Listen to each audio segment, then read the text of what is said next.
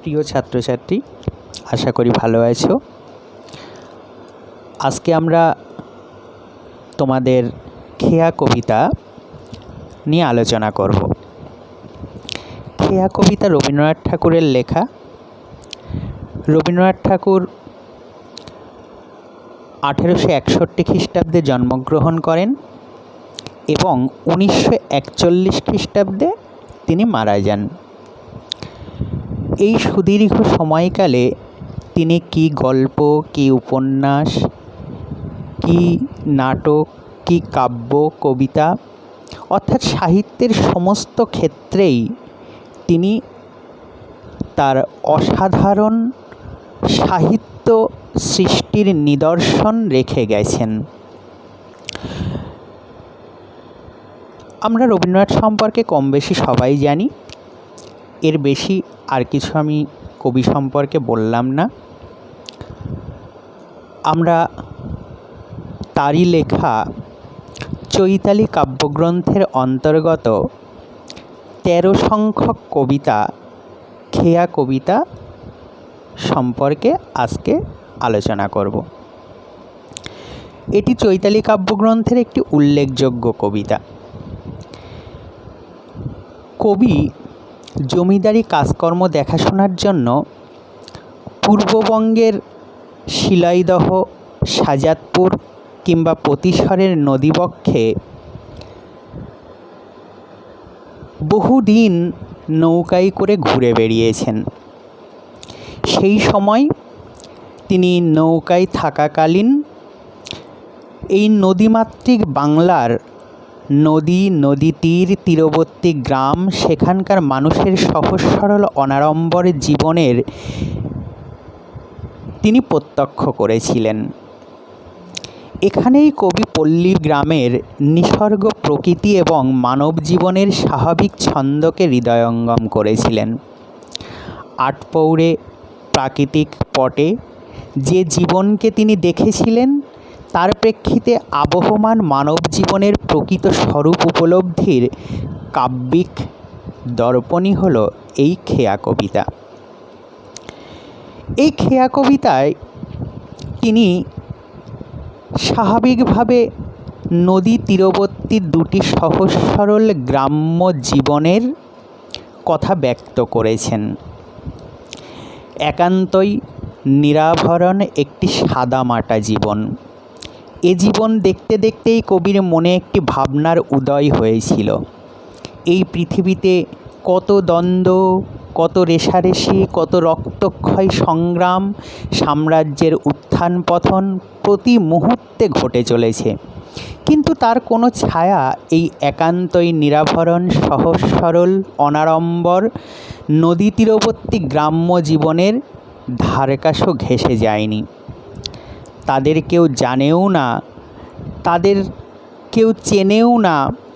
নদীর এই উভয় তীরের গ্রাম দুটি শুধু নিজেরাই নিজেদেরকে জানে, চেনে, পরস্পরকে অবলম্বন করে বেঁচে থাকে। অনন্তকাল ধরে এই নদীপথেই খেয়া চলে চিরদিন। এই খেয়া হলো জীবনের খেয়া, অনন্ত মানব প্রবাহ।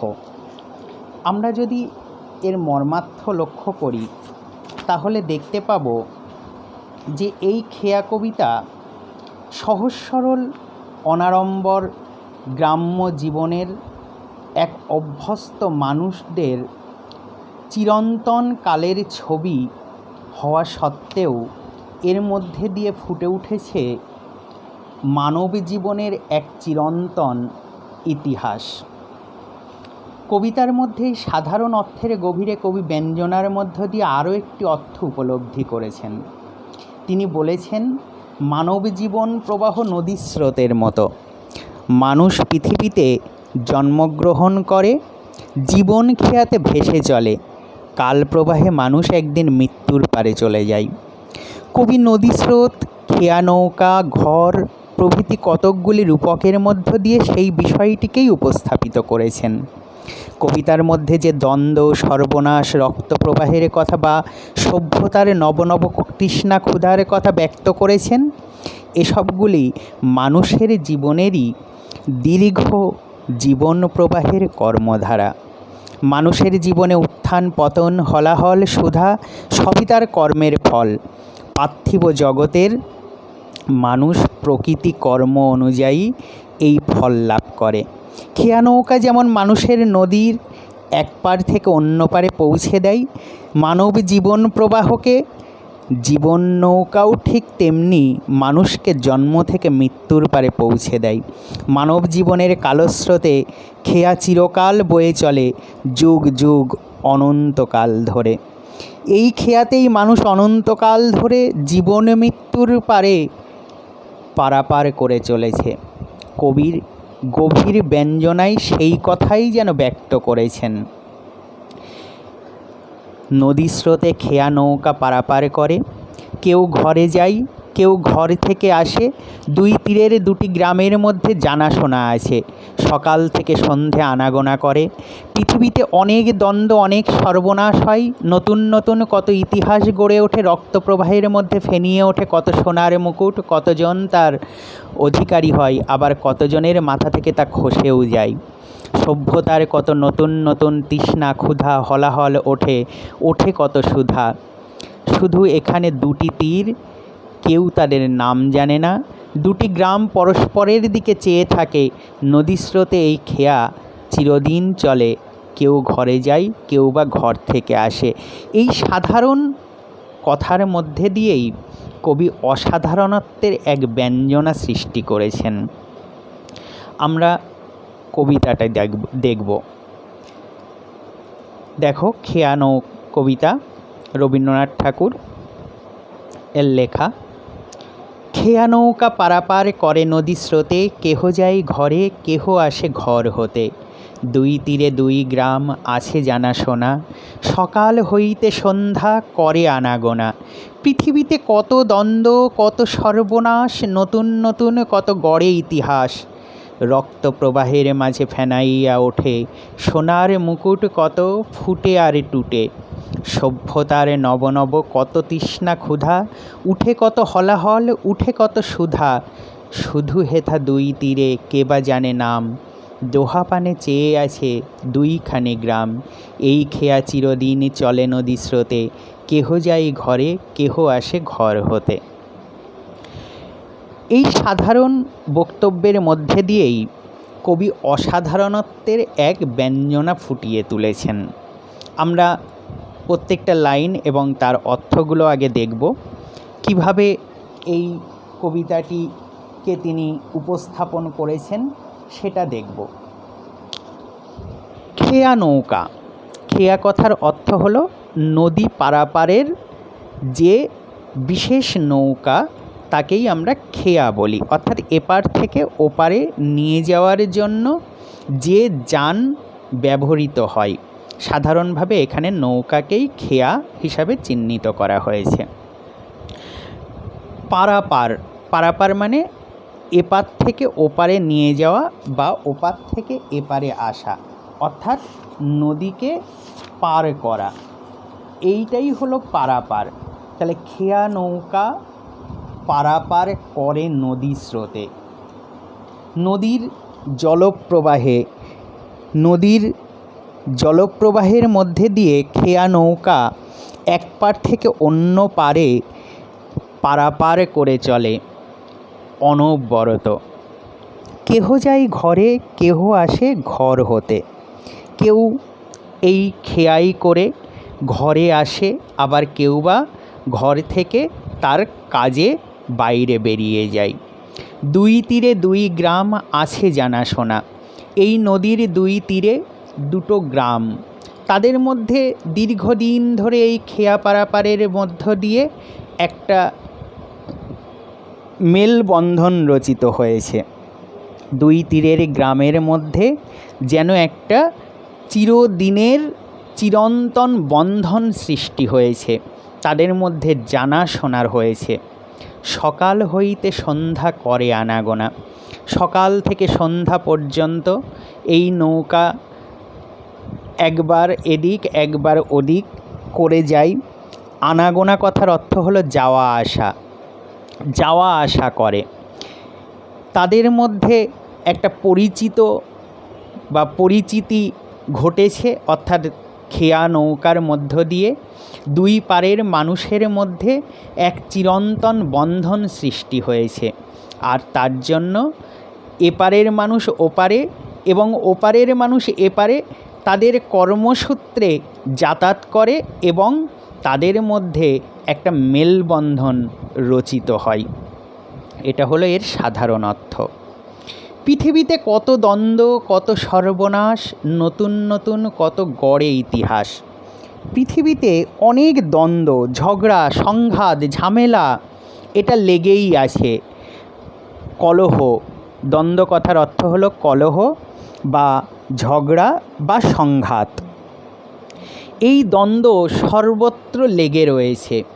কত সর্বনাশ, সর্বনাশ হলো অঘটন বা সমূহ ক্ষতি।